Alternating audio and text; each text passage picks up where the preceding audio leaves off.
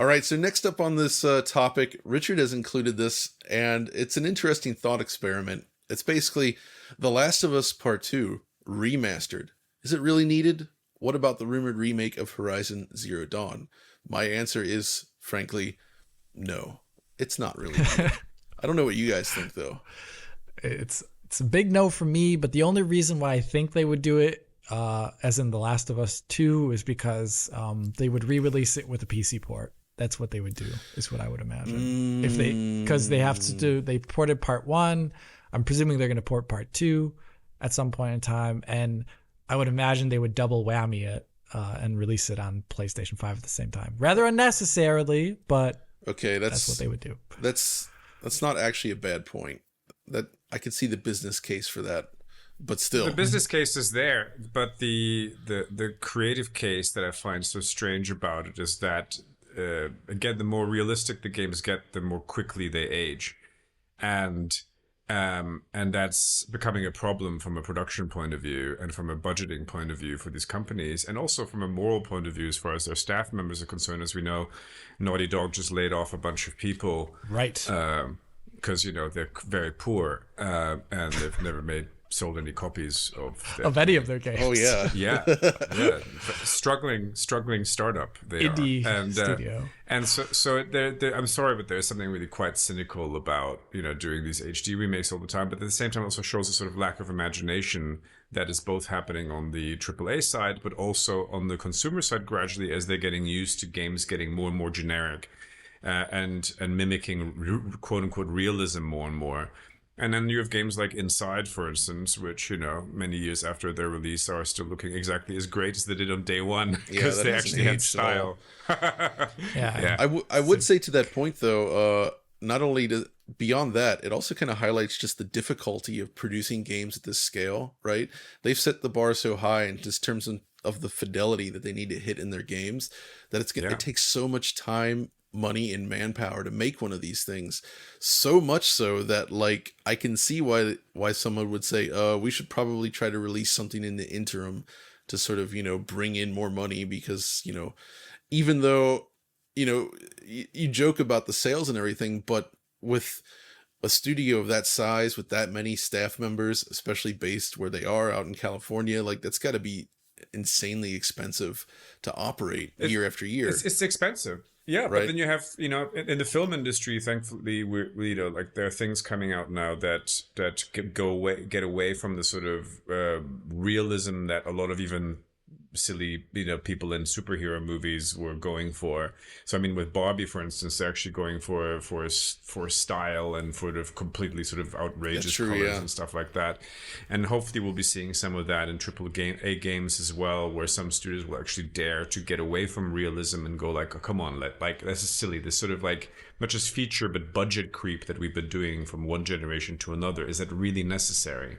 Can we make something that looks so fresh that it will always look fresh? And that takes some courage, but it also takes some vision, and that will then sort of. But then it would prevent big companies from making additional revenue every 2 years with an HD remake. So I guess we could balance that one. It's interesting. Go ahead. I was just going to say, I would almost wish, instead of re-releasing an HD version of the game or going for a Horizon Zero Dawn remake, which is so redundant, my gosh, would be to do what, oh my gosh, the guys who made Evil Within. What's the name of the studio? Oh, Tango Gameworks. Tango Gameworks, where they put out 2 different games of a smaller budget, one highly stylized, one semi-stylized, in a short time span. One was shadow dropped, of course, too. That is, I'm forgetting the name, of course. I'm forgetting everything this morning. Hi-Fi Rush. Hi-Fi Rush, very stylized game. It allowed, I think the style in that game is really high. Absolutely. And it's gorgeous and it runs well. And it's also a fresh, interesting idea, while they also had another studio going around, another part of the studio working on Ghostwire Tokyo, which is a completely different game type. And I would love to see that, actually. John and I talk about it all the time. We love AA kind of games. And I think that is a much more interesting usage of time rather than re-releasing, Yeah, old games with a lick of paint. it's almost like a tick-tock scenario, as we say when discussing like CPU architecture, right? Where it'd be nice to have these studios. You have your large AAA team, and then you have like a smaller team that's allowed to do these more experimental games, sort of like in between the big ones, right? So to keep that going, and build the studio in a way where that team can have their own autonomy, and it's not like they're just like feeding into the cycle of the big AAA stuff. But obviously, but also, I agree. But also, I think that HD remakes will soon be probably starting with the next generation will be made entirely by AI tools. Oh God, I mean, terrifying.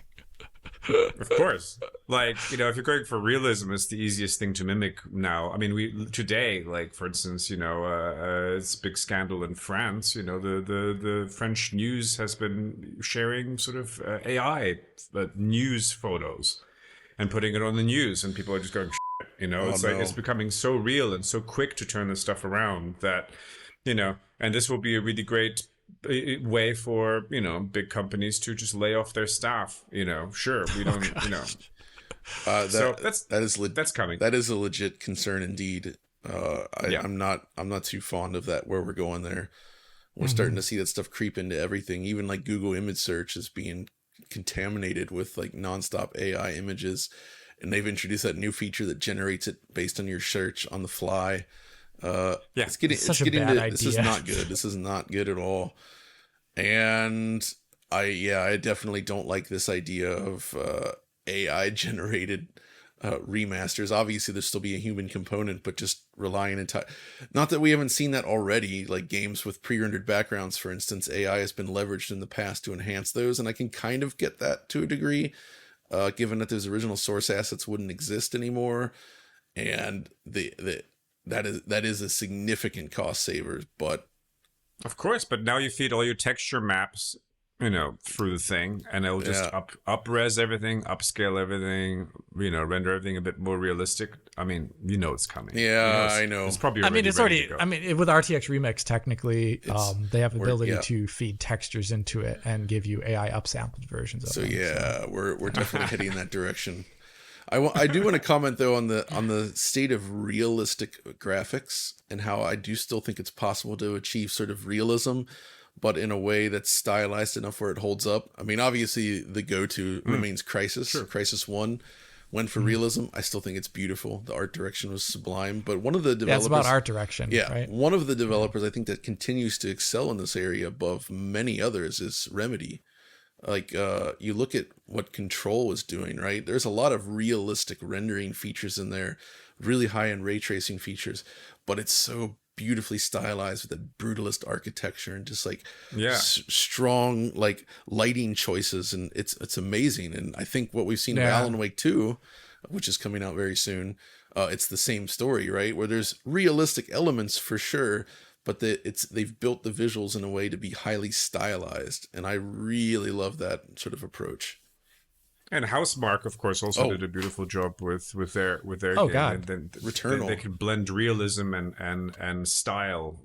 Maybe it's a Scandinavian thing. Who knows? I think it's also a little bit of a budget thing, because like obviously this is not to be mean or anything like that, but if you want to take your budget further, using stylization and color filtering, and also just going for bold things, like a lot of Control is like just really bold, like stark, bleak architecture that lacks a lot of like forward facing detail.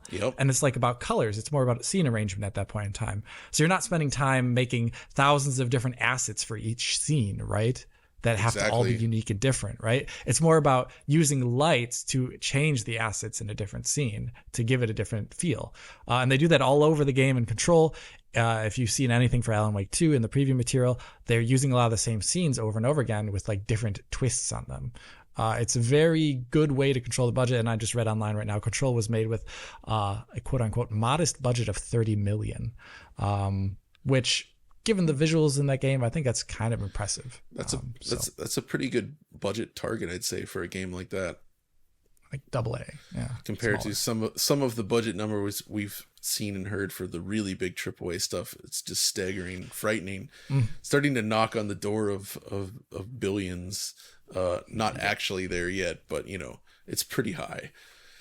So yeah, I mean that's kind of, it's an interesting topic. I can kind of see Alex, you mentioning the PC version, that does kind of connect for Last of Us 2, I suppose. But remaking Horizon Zero Dawn, like, that just sounds completely unappealing, and I don't It sounds so I bad. don't get why. I mean, I'm sure they've run the numbers, but good lord.